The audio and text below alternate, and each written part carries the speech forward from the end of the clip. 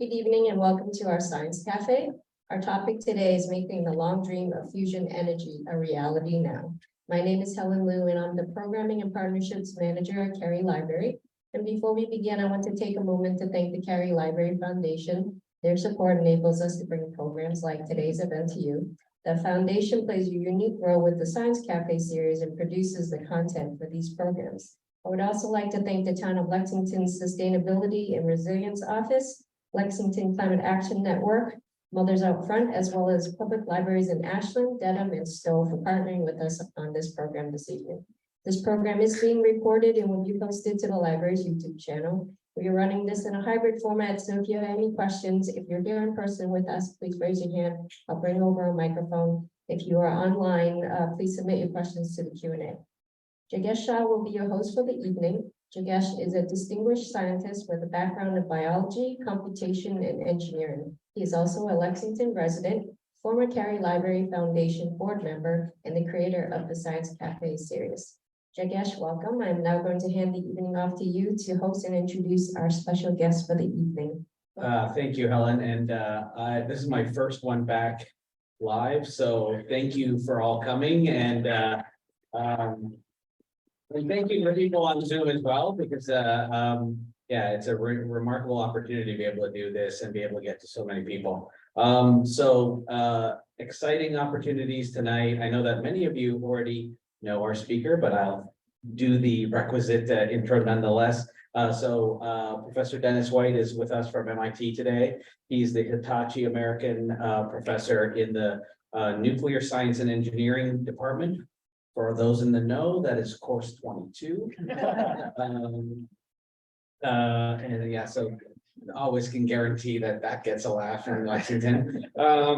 He's also the director of the Plasma Science and Fusion Facility, and I think that that's a big part of what we're going to lean into today, as you heard from Helen, and trying to really understand where we are, where we're going, and I think some of the really interesting things that Dennis has pioneered in this area.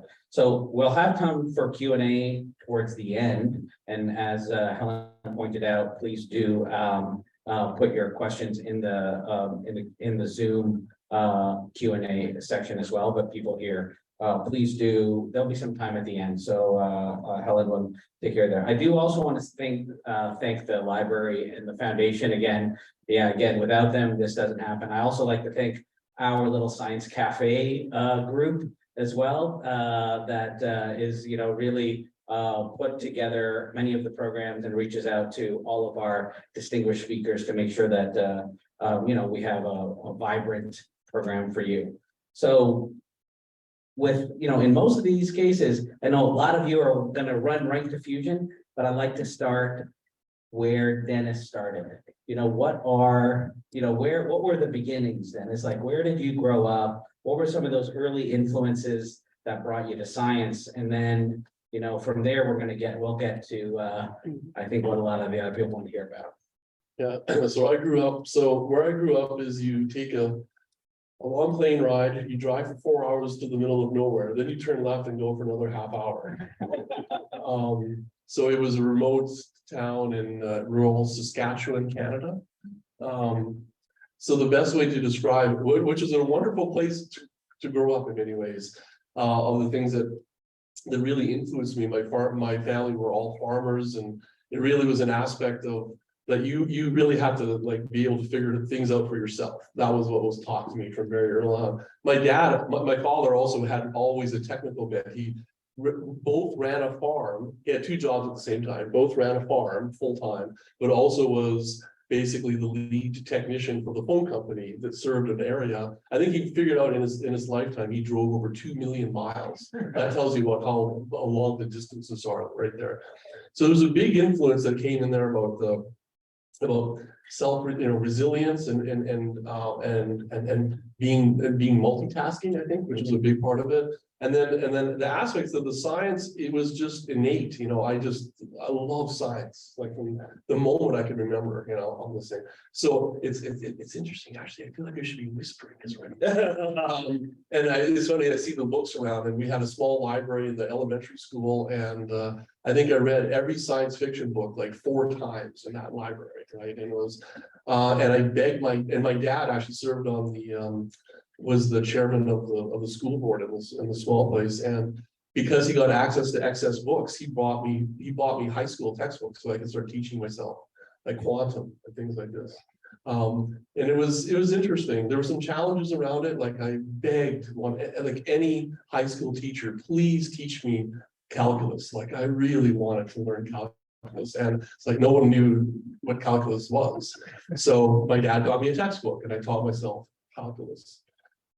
Yeah, so it's things like that, which by the way is a really important skill to have as you keep going through life all the time. I never stop learning, because you can't stop learning, particularly in something as we're going to get to like fusion. You have to keep learning more and more things, not less things, because you basically have to learn multiple disciplines and in a fairly deep way to actually be able to make fusion work.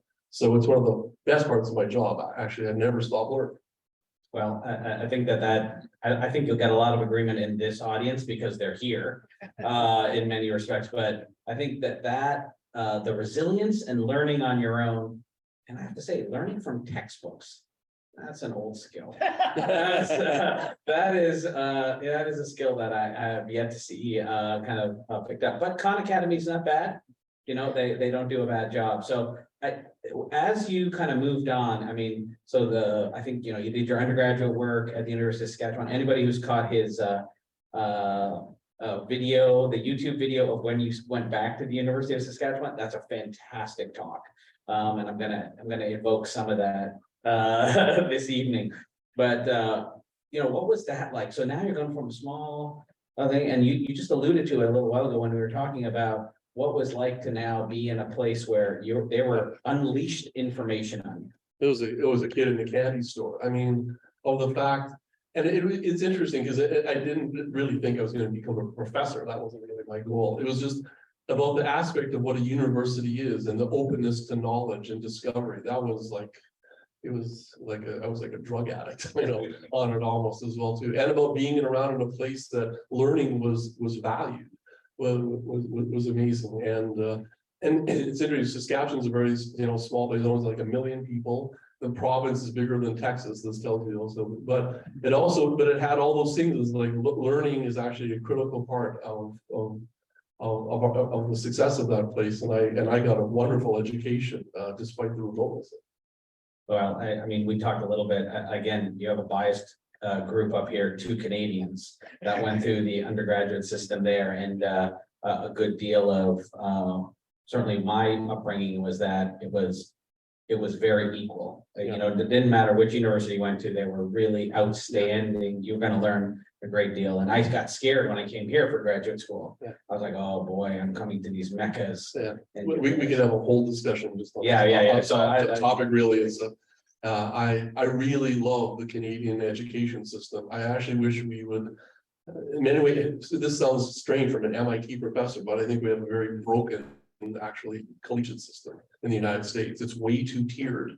Again, this is speaking from a weird place because you think MIT is one of the top, but that's actually one of the problems. It's almost too far on the top, if that makes sense. But you know, we'll leave that for another. That's a whole other. That's a whole, yeah. But I do think that, you know, one of the things that we often talk about here is people finish their undergraduate degree, a good deal of people, but then you go to graduate school, and this is really where, you know, this is the turn on, you know, where you start to love a particular discipline. And tell us a little bit about like how you made that decision and what you studied. Right. Oh, so as I said, we got to the university. This was wonderful, but actually, in times I was bored actually out of it, because it was like, you got to take a class. This really dates me, right? What was my least favorite class? Drafting. Oh my god. Oh, you get a mark off because your 4 was smudged. It's like, I don't care about what and then what was interesting was getting to graduate school, and I had a wonderful opportunity and some mentors that really that encouraged me, because I never even thought about going to graduate school or anything like that. And the moment I stepped into a research lab and started doing research, that was an even bigger hook for me. This idea that it's kind of an amazing feeling. You felt this feeling before. It's a strange thing that you do something, you work really hard at it, but it's not like solving a problem in a traditional way of like what's in the back of the textbook. You're literally thinking of the problem and then coming up with a solution in a way that's unique to what anybody's done before. And at some point you're sitting there and you're staring at a result and you go, no human being has ever figured this out before. It's like, it's pretty addictive. Yeah. But it's also about what it means about being a researcher, right? Is that your job, which is a very interesting job in our society overall, our job is to push the boundaries of the frontiers of knowledge, right? And it makes sense we talk in a library, like these books and things explore ideas that push our envelope of understanding. That's literally your job as a researcher. You get paid to do that. Yeah. Which is kind of like amazing to me. Yeah.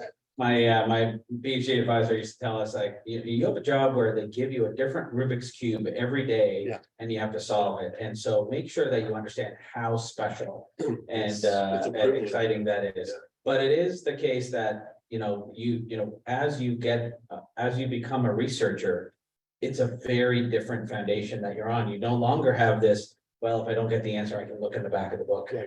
You are personally responsible. So I have a speech that I give all students about when they switch to being a graduate student. And I try to warn them about this. It's almost like having children. You can't really tell somebody about what's like, it changes your universe when you have children, right? But when you switch to being a graduate student, it's the biggest single event in your life, basically in your professional life, because you cease being a person who learns to figure out the answer to the question that's in the back of the book. You ask the question.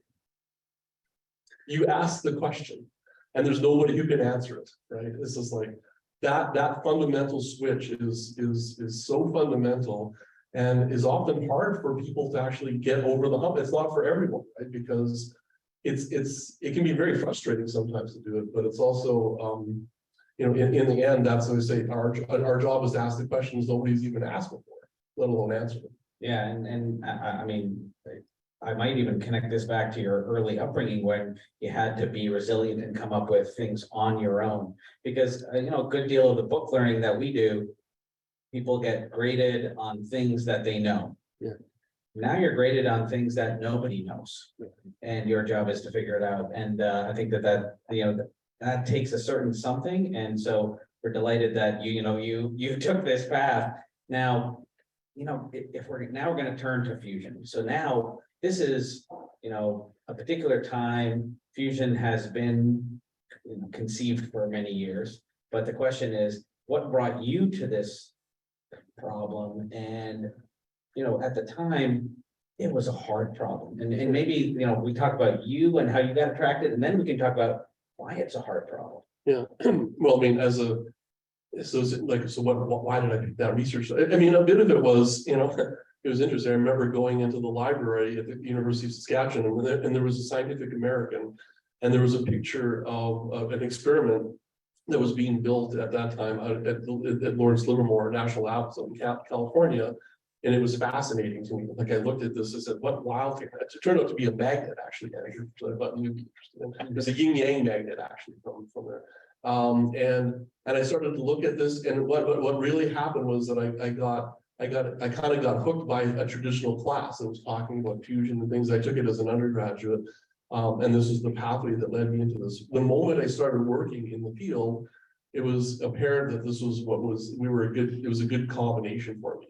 And it had to really do with, not only was it a really important, I mean, it has sort of a mythological aspect to it in fusion, right? It's like almost the Prometheus myth, right? It's like bringing the fire of the gods to Earth, right? It's kind of inspiring.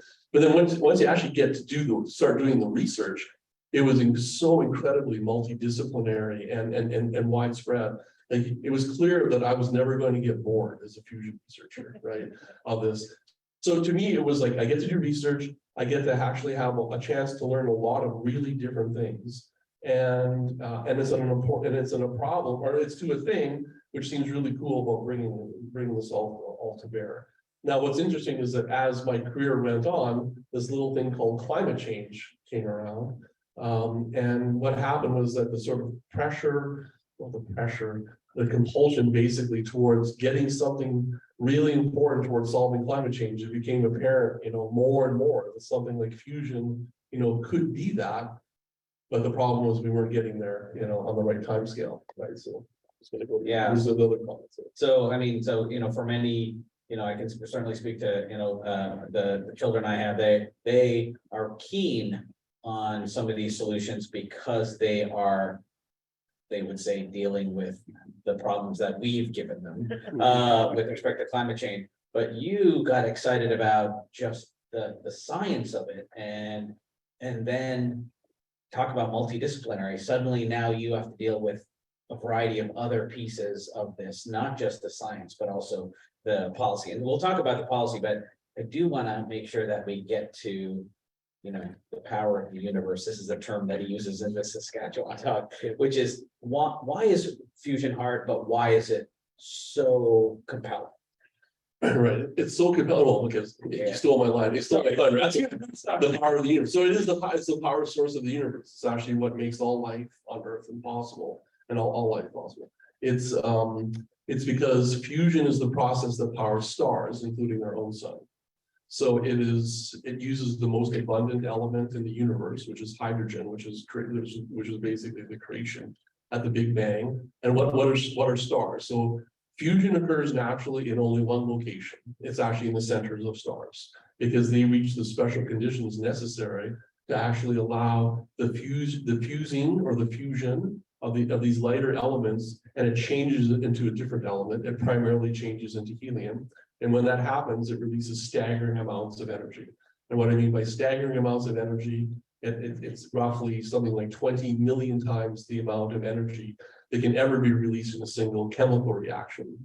So this is why it's an interesting anecdote. It's like, so that not very long, actually, even like just 100 years ago, we didn't know how stars worked. In fact, there was a very famous calculation by Lord Kelvin, which was done in the late 1800s. By this point, they knew a lot about thermodynamics. Lord Kelvin, very famous, one of the most famous scientists in the world at that point. The Kelvin temperature scale is named after him, and a lot of other things as well too. And by this point, they don't actually figured out that the sun and stars were made out of hydrogen, because they could see this through the light that it was emitting. And so here it is. It's this size. It's hydrogen. We know the energy content of hydrogen, and he definitively calculated that the sun could only be around 2,000 or 3,000 years old, because that was the energy content actually of the sun.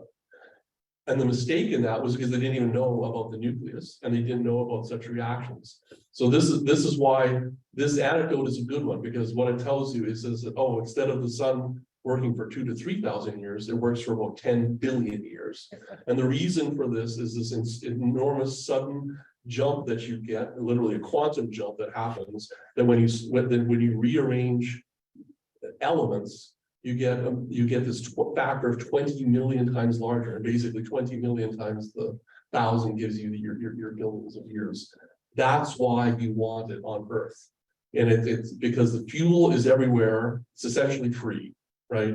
And if you can reach these conditions that are necessary, it means it's an energy source which has probably the smallest environmental footprint that you could ever imagine, just because the amount of fuel is almost trivial.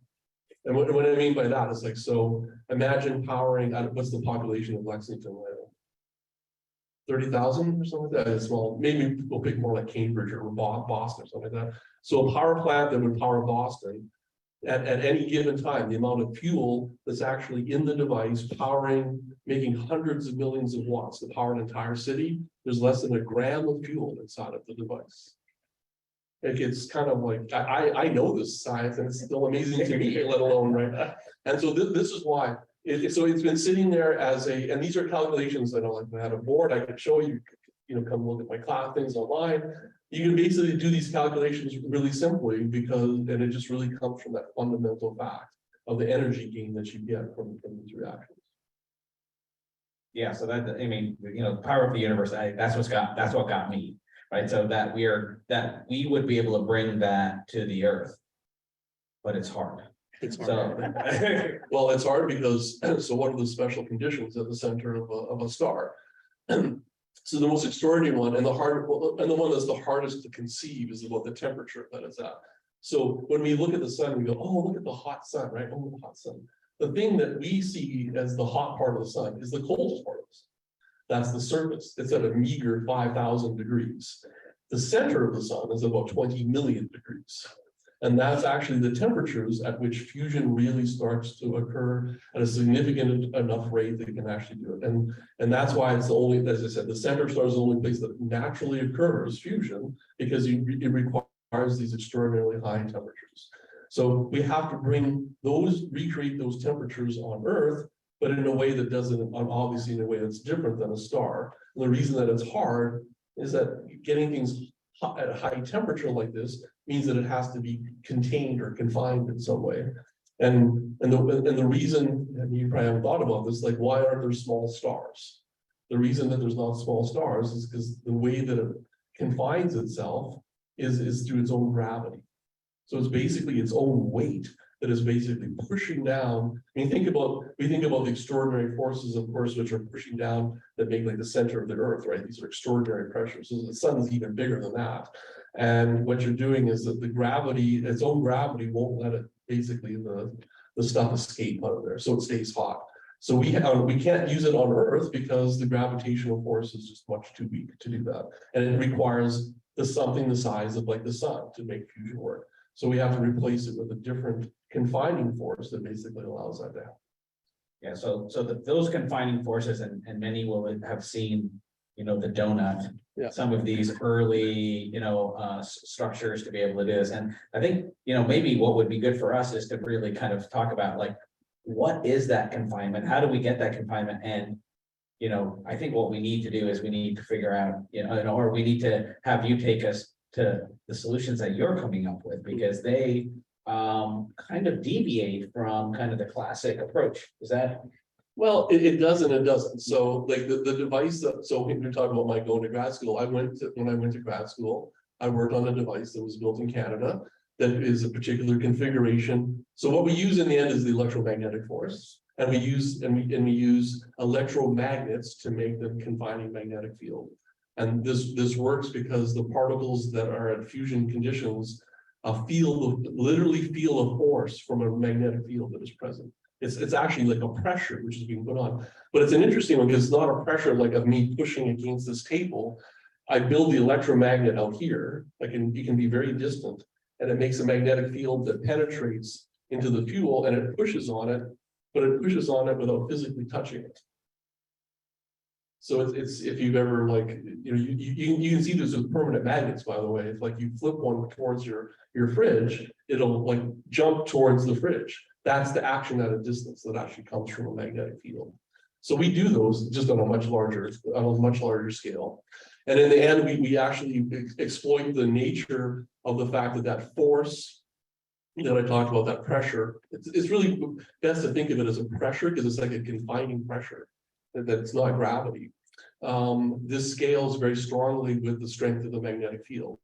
And so what you do is you build mechanisms, these electromagnets, that provide this containing force around all that. And then you put it into a particular configuration that actually maximizes that ability to contain it. So what it is, it's almost the way to think of it is like a virtual container. This one gets hard to think is how can anything on Earth hold something at and in fact, the temperatures we actually go for 100 million degrees. It's actually hotter than the center of the sun because it's more lossy than the sun.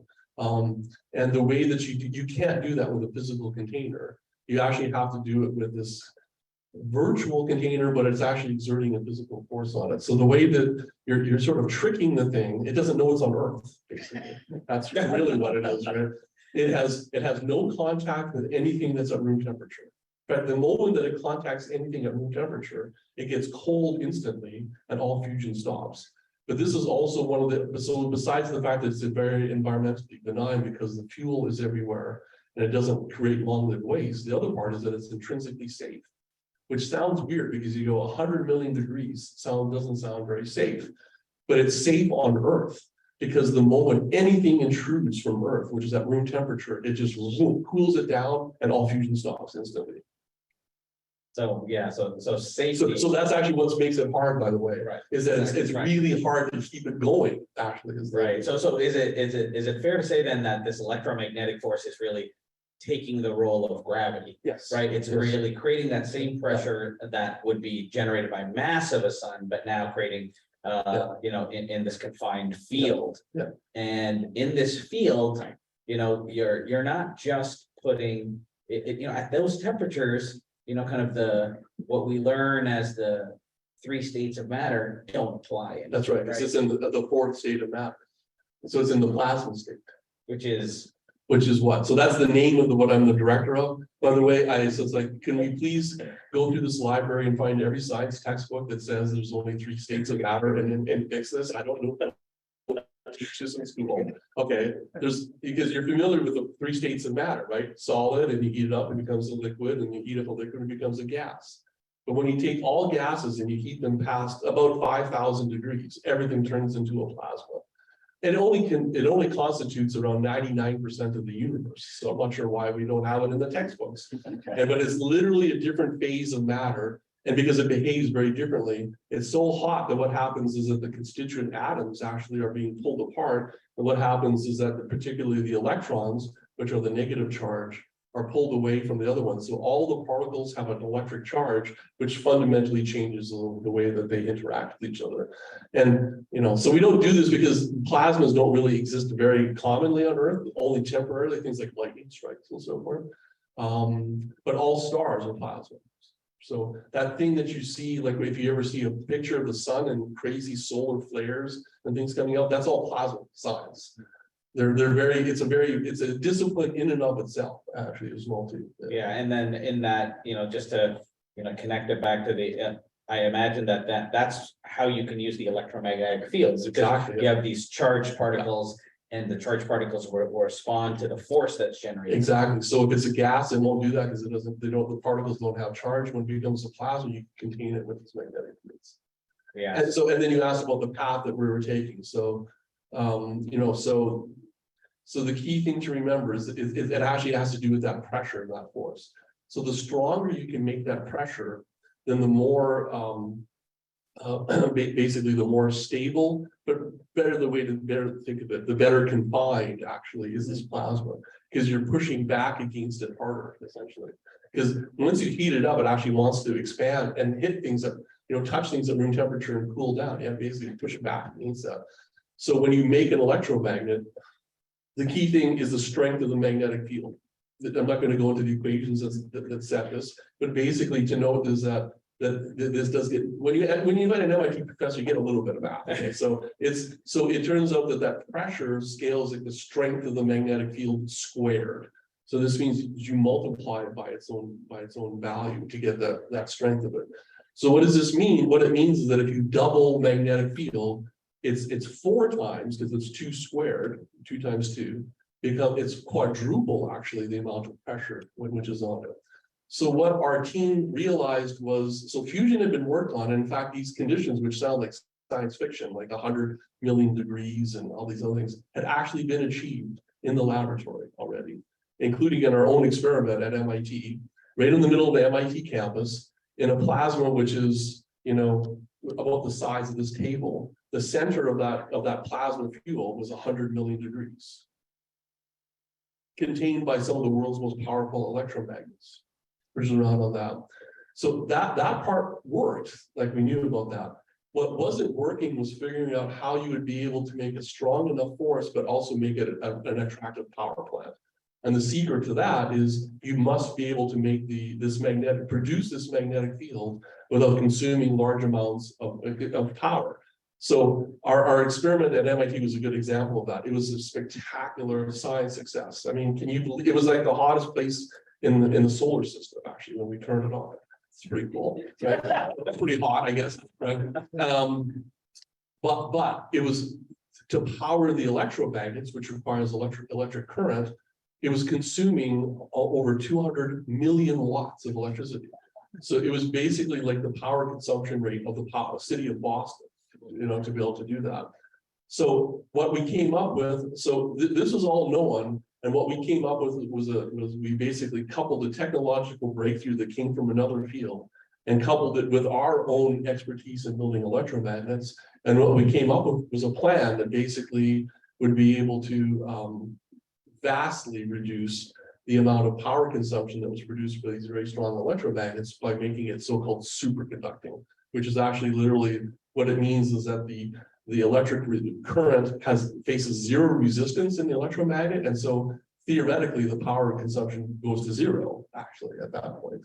Yeah, so other areas where superconductors come in, so if you've ever heard of the bullet train, the maglev train in Japan, they have superconducting magnets that are permanently essentially generated by just putting a current in. The current just keeps on going around and around and around.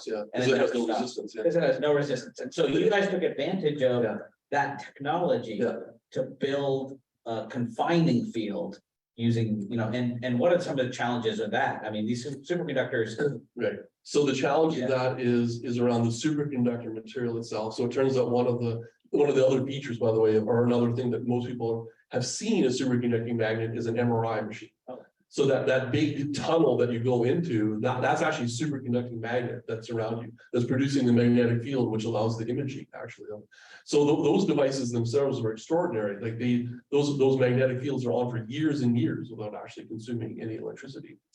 But there's a problem. But superconducting is actually a state of matter, like another phase in a way, and it has very strong dependencies on the environmental parameters.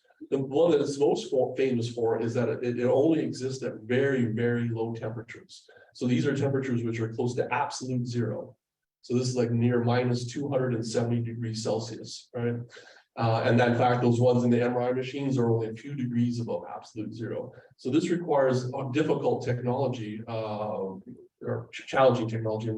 But probably the biggest one is that if you, for any superconducting material, at fixed temperature and other things, if you just keep raising the magnetic field intensity, the magnetic field itself will turn off the superconducting state.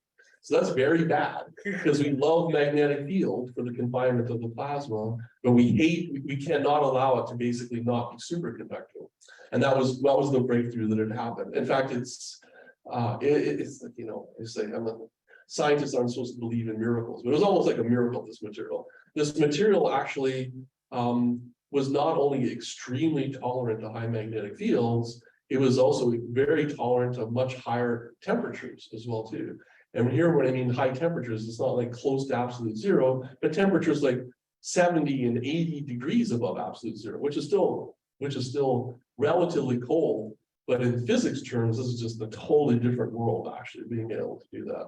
And this is what we realized, and it actually comes back to this thing of the multidisciplinary aspect of fusion. What we put together was a team that sort of understood the physics of the superconducting state, and then the difficulties and the opportunities that came with this vastly different material about really reinventing or re-engineering the way that you would think about making electromagnets. And that's what we proposed to do, and then eventually did.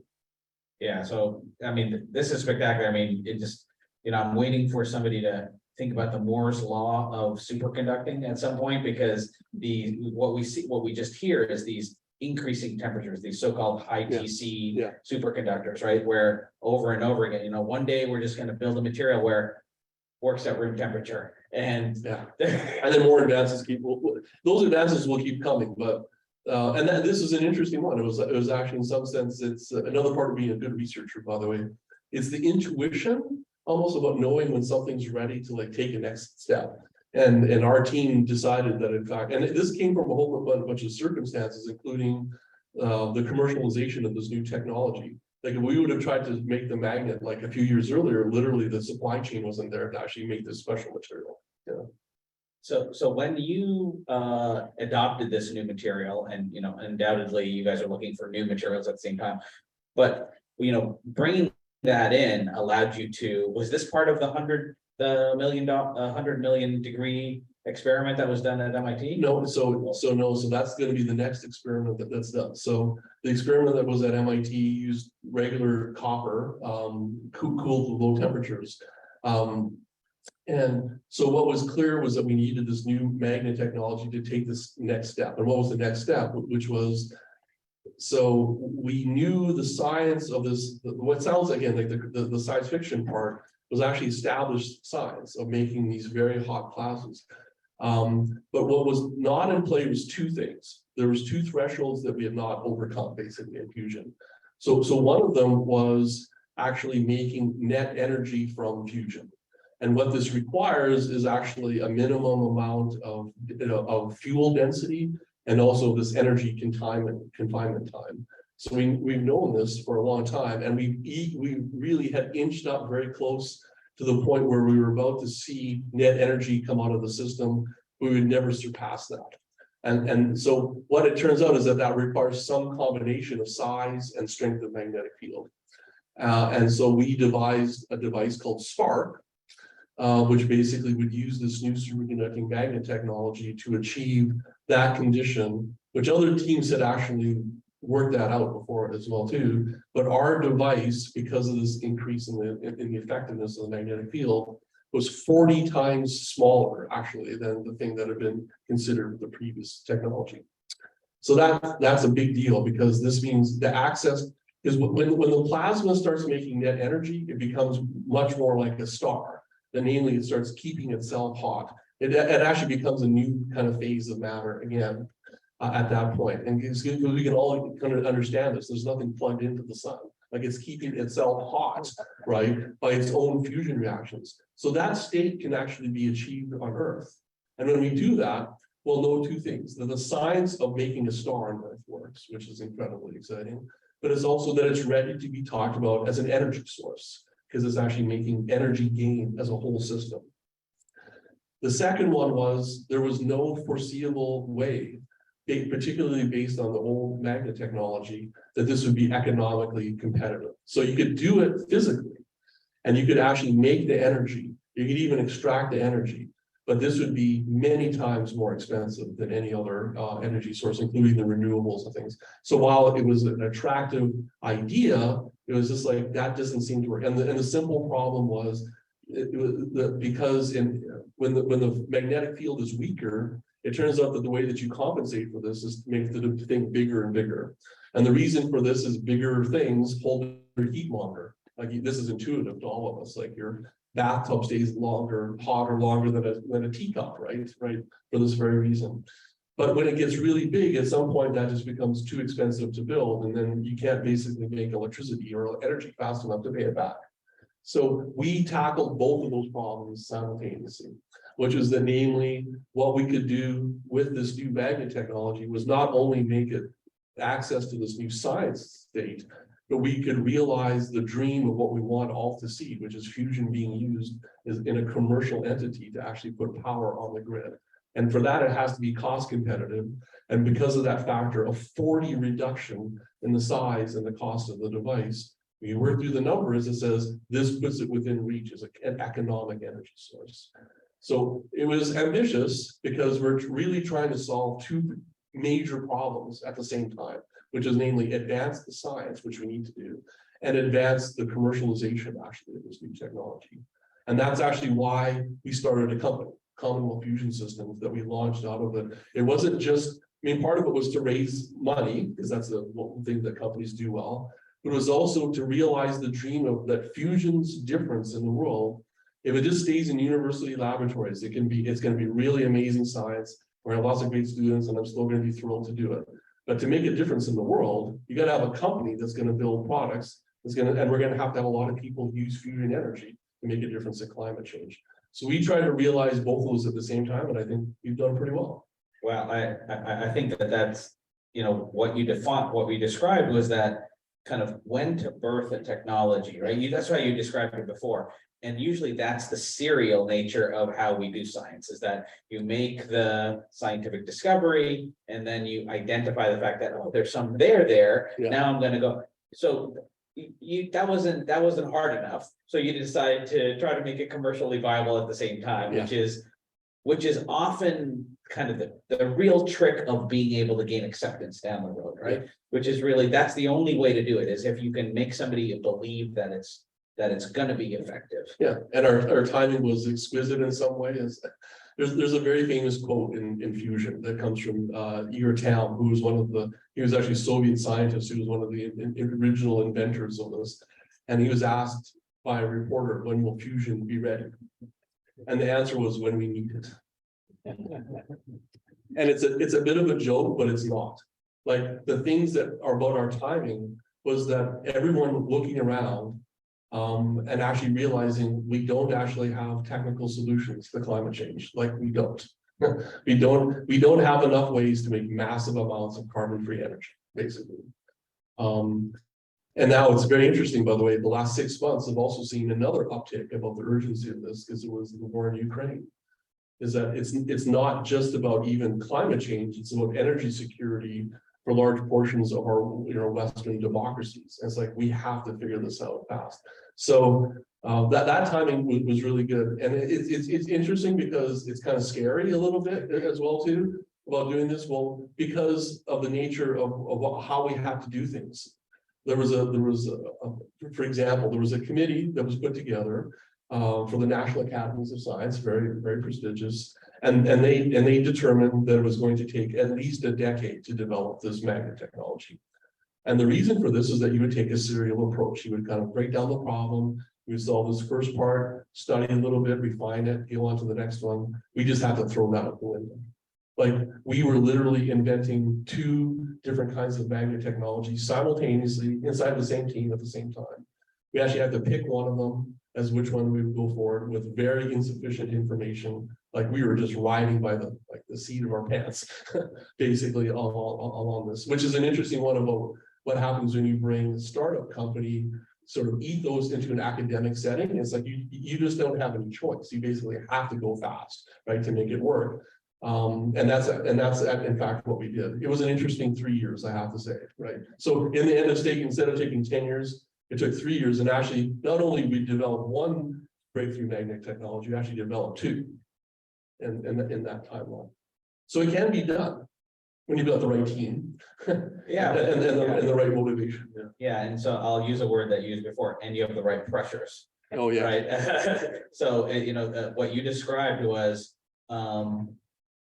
in your, push to say, it's not good enough for me to just make this work. I need to have it be commercially viable. You created a pressure that said, we need to get this to the point where, it's commercially viable. And those pressures are investors. Those pressures they're not the electromagnetic field now. They're people. And it's our own pressure. I mean, in the end, it was just like, it was an interesting turnaround for myself, that I'd worked for, like, I didn't really think this opportunity would ever come in my lifetime. I thought I was a professor, which is fantastic at MIT, and I had great students and I was training them. But I was pretty sure that this was about training them to train the next generation that might invent fusion energy. And really what happened was this opportunity that was, opportunity and obligation is the way I would say it, that dropped into our lap about being able to do this. And it's like, so I recommitted myself to saying, what we have to do things differently, about these things that, like I said, about taking the right kinds of chances and so forth. So it's been it's been a very big learning experience for me and our entire team of what we've seen around on this. And by the way, we're not there yet. I mean, it is. So what happened, just to point this out. So what happened was Sunday morning, Labor Day last year, 6 a.m. in the morning, like not a lot of sleep. And it was, we had built this test coil that basically said, we think that we can more than double the magnetic field compared to any previous superconducting magnet technology like this. And we knew that getting to that particular threshold meant this is where that factor of 40 would come through in terms of the reduction in the cost.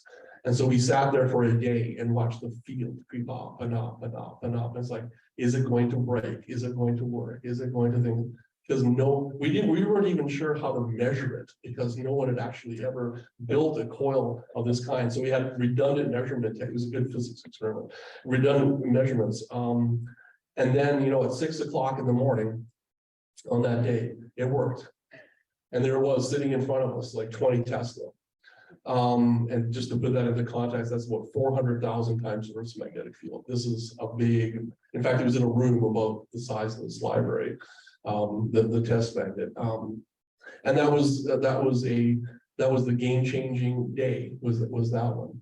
Because what it meant was we could, in fact, go and build this thing called SPARC to meet this dual mission of both the commercialization pressure and the science of it.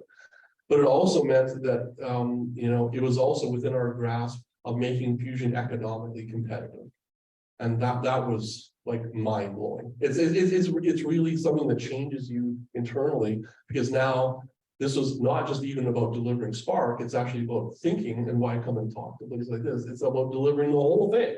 Like you have to deliver the whole thing, the whole energy system. And this energy system will disrupt the world. Like you can't imagine a more disruptive technology than this, because what it provides is energy safely, cleanly, inexhaustible to all of humanity forever. Right? But you still got to get there, and you got to get there on a time scale, and by still meeting the economic demands which are there, and this still remains a major challenge. So what did we do in that last year? Is that the company went out and raised $2 billion, not $100 million, $2 billion to go build that, which is being built in Devons, just not far away from here. And what we did on the MIT side was we just entered and welcomed the largest incoming graduate course in the history of our laboratory. Because we have an influx of 21-year-olds like your kids. And you ask every one of them, why are you here? I'm here to save the world. Yeah, I mean, absolutely. So I think we're gonna open this up, but I did actually want to, you ended it on this collaboration, the academic industrial collaboration, and this is something increasingly, I mean, we see in all fields of science. Yeah. In all fields of science, there is something that comes from, kind of the meandering discovery approach, has been remarkably successful. But to really make sure that we can solve the problems of our time, there's something that comes from the commercialization. Yeah, and it's actually interesting that because the leading things that we think about of creating research in places like MIT and so forth themselves, not even just our laboratory, but writ large, are fundamentally changing. So in a few years, MIT's primary sponsor of research will no longer be the federal government. And it's interesting, I would argue we're already past the threshold. In fact, the impact, of the privately sector and foundation funding is larger already than the government funding. Because the government funding is probably reverting back to maybe what is more in its comfort zone, that it's namely, it's there for that meandering, basic research, ask questions. In fact, public funding will never be probably replaced for that, because it almost in some sense shouldn't have an outcome because you don't really know what it's really curiosity driven. But these things about like translating technology from the lab into the marketplace and into our economy, where it's going to make a real difference, this is what these kinds of partnerships do well. So what we're seeing overall is like all these different kinds of models that are being developed for that. And I think our own model, it was a particularly successful one of that, which was namely that we spun in our own company, like into MIT. Like it was an independent entity, but its biggest research partner was MIT. Well, why is that? Because you got MIT, right? But MIT doesn't have to touch the commercialization aspects and the big scale of the problems that come with those other things. So, this is a place, by the way, where I think, and speaking locally, this is a place where Massachusetts can shine. Is because we don't think of Massachusetts as a place like an energy center, right? But think about infusion. Like the challenge is not raw resources, it's brain power, right? And it's coming up with the right kinds of institutional organizations that allow you to bootstrap up the challenges of this. So we've seen a recent example of this. It's called biotech. Has anybody been down Kendall Square, right? Recently, like why are all those enormous buildings going up with Biogen and Moderna and all this? It's because of the ecosystem that was actually here around those things. And like you're a member of that as well too. Imagine that that's the case for energy. And we've got the possibility to make that happen actually in the Massachusetts area. I'm glad we left it on an inspiring note. I think, we are gonna need this energy. I think on Tuesday, the UN said that we just passed 8 billion people. Yeah. So we're gonna need this, and it's delightful to think that, this might be around the corner. So I'm gonna open this up now. Thank you, Dennis, for, really inspirational. You for what we can do with fusion and that we can do it now. Right, that's, I think, something that, we just don't think enough about. So Helen, I think there's probably a fair number of questions. I'm gonna look online too.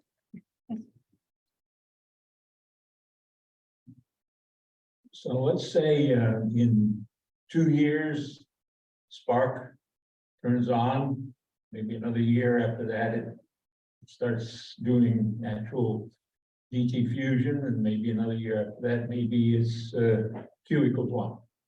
So you're sort of in Stag Fields, Chicago, in the World War II era. He knows his You're history, yes, in- yes, yeah, I think about this all the time, yes. When do we see Shipping. Shipping Port or Yankee Road for more local people? It's a great question. So to translate that for people who don't know about that. So Enrico Fermi is one of our, he's a hero for almost all of us in this, it was pretty amazing actually that it was at a university, the first controlled chain reaction for fission occurred, right? And then it was an amazing translation of that. It was around 15 years actually after that the 15 years, and then there was basically a prototype commercial power plant putting electricity on the grid from the same process, fission, right? And that was Shipping Port. So these timelines that you're talking about are exactly the reason that we have taken the aggressive path that we have done. The goal of our team is actually not the magnet.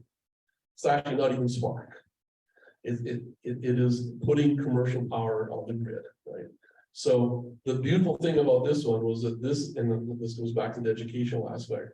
This device, which is called ARC, was the thing where we realized that we were on the right path, because pretty hilariously, we actually skipped past the magnet and SPARC, but we actually realized that this new superconducting material would probably make fusion power economically attractive because of the size of it, because we could calculate the cost per watt and things like this. So we call this device it's called ARC. And that's still the prototype of what we're moving towards. But ARC moves around a little bit because we're learning about the technology around those things. So literally about 6 hours ago, I was sitting in front of 30 graduate students. And what we were doing is we were designing a version of ARC, which is taking into account these things that we've learned from building the real magnet and some other aspects that we've learned in this, and it's going spectacularly well. So the idea is to build a slightly larger device, and particularly what you put into it is the things that allow you to capture the fusion energy, turn it into heat, and then basically make electricity to go on the grid. And the idea is that we think, there are other heroes, Rickover, by the way, Admiral Rickover, who's there. Because also at some point you just need hard-nosed decisions about going forward with things that are good enough. And that's going to be the attitude in this. So the other conversation I had just 3 hours ago was with the person who was recently hired at Commonwealth Fusion Systems to sell the first ARC power plant. So we're already figuring out where to put it. So you can see we don't rest on our laurels. And by the way, for this to happen this fast, this is why we're taking these sort of parallel risk pathways. So remember I told you have the biggest incoming class of students. So roughly a third of them are not working on SPARC at all. They're actually working on ARC. And they're working on the integrated technologies which are going to be required for that. That's a whole lecture in and of itself. But these are the kinds of things that you need to do if you want to move fast, basically. A colleague to be honest about 5 weeks ago, sitting in the same chair, talked about grid scale batteries. Who was that? That was Dom. Oh, Don, another Canadian. Another Canadian, Holy yes. cow. We're everywhere. Now, The invaders. now, the big problem with this technology, it had to be big because of thermodynamics and. Yeah. Now, is your technology, can I have something like that in my basement Yeah. until Eversource and National Grid to take a hike? Yeah. And, or are we stuck with Thomas Edison's and George Westinghouse's concept of an energy utility industrial complex? Yeah, unfortunately, it's the latter. So one of the things you asked about what makes fusion hard. So, we hear this 100 million degrees, So this is actually literally the topic I had a conversation with you a few hours ago, which is one of the things that makes fusion hard to develop is that because of the science of fusion, it has a minimum power, which means it has a minimum size to it. And why does it have a minimum power? Well, the way that fusion works is that the fusion reactions release energy, and some fraction of that energy goes into heating the fuel itself. So it's that recycling of the heat, basically. It's sort of like a log fire. It's like a fire burning, right? Some of the heat goes into keeping the other logs hot to keep it burning, right? So the numbers of this is that fusion has a minimum power.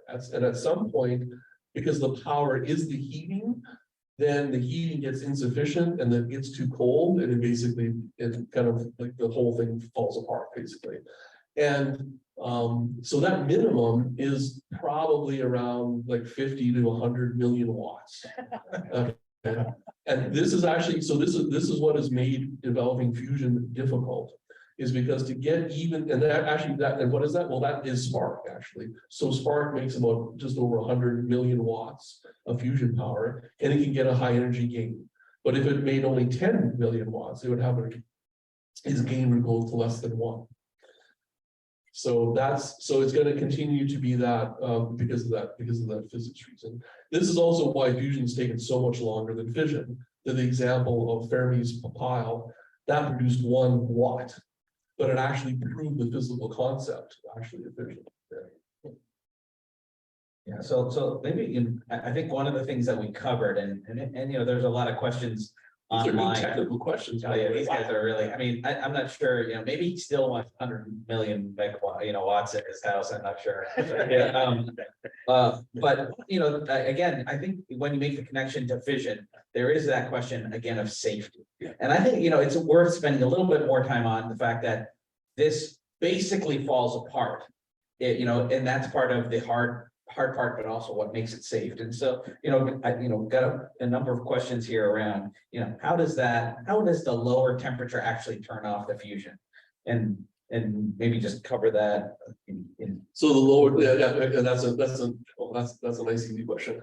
So it's a good question. So low temperature turns it off very, very quickly. And the reason for this is that the fusion reaction itself requires high average relative velocity or energy for the particles to get close enough to fuse. So, it's a cartoon at this point, but basically what this means is that, remember I told you about 100 million degrees. So if you go to a meager 10 million degrees, the probability or the reactivity of the reaction goes down by factors of about 1,000. Okay. And then when you go down by another factor of 10, it goes to 0. Essentially, and because the probability just vanishes away. So at room temperature, it's like impossible. And by the way, like 1K, these are temperatures which are still way above room temperature. So the moment anything talking about room temperature, 0 fusion. 0 fusion. 0, absolutely 0. Right, but hopefully, people get a sense is that this is on a razor's edge right at the very end, and you described it well, is the idea that this plasma doesn't know it's on Earth. I think that's what the term you use, right? Yeah. It's just floating based on this electromagnetic field. So the minute it kind of bounces into something else, it's done. It's done.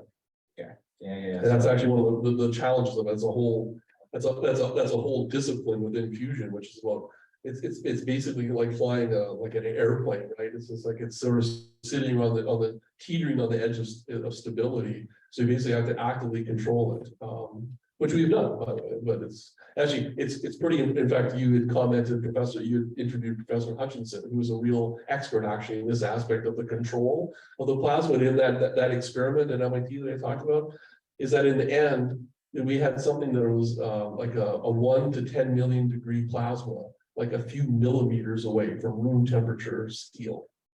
That's the level of control that we exerted on it.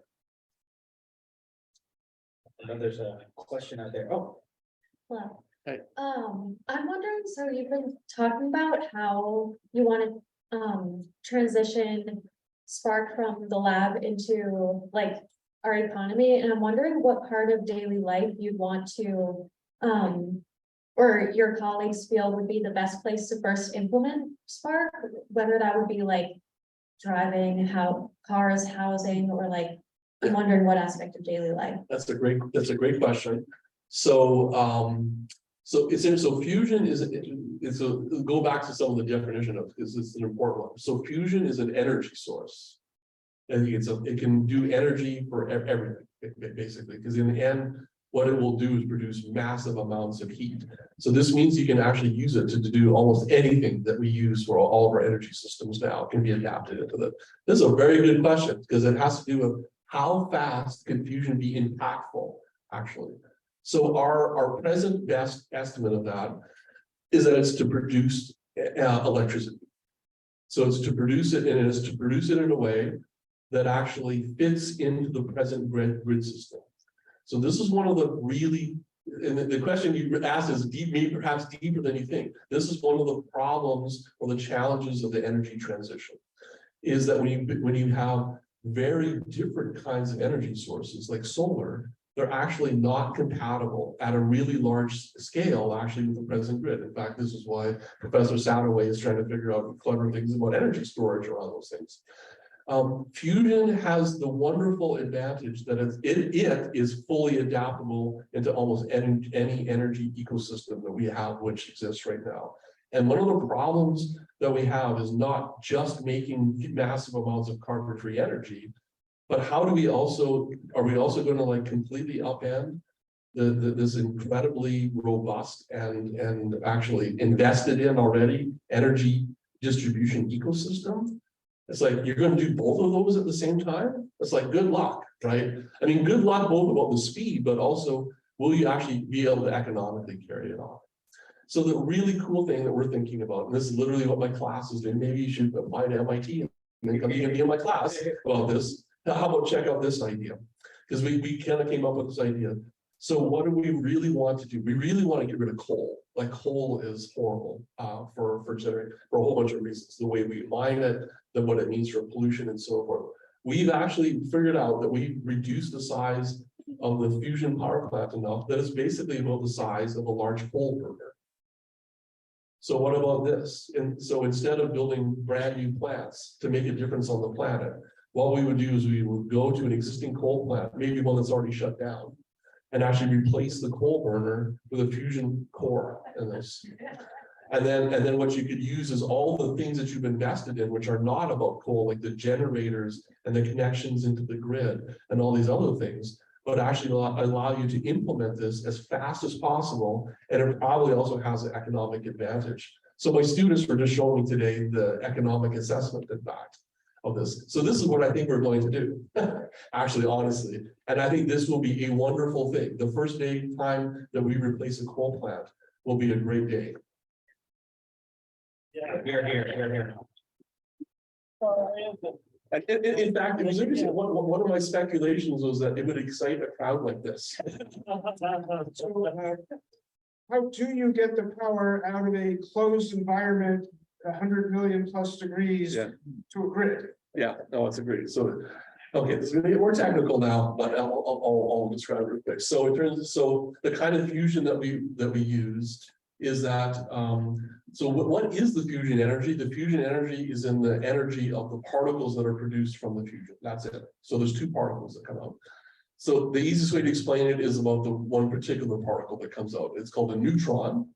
And the neutron is a part of all nuclei and atoms, and it has no electric charge on it.